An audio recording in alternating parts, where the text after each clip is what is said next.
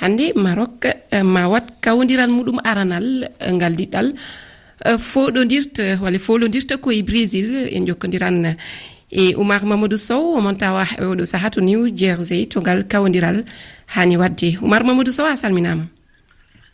Mi salmotimomo Aissatou Ly. Eyo Maroc Brésil wonata ko e yamɗe nogase ɗiɗi weewi aduna yonkore. Ko noon sikki ala koye on wakkati kawral ngal fuɗɗoto hakkunde Maroc e Brésil, kawral ngal ganduɗa Aissatou Ly ina sabbano feewi sabu noon Maroc woni équipe africainkejo équipe uji sappo taw torteɗi ngoɗo folotiro ɗum noon ko caggal nde Afrique du Sud kam foola e kawral muɗum gadanal.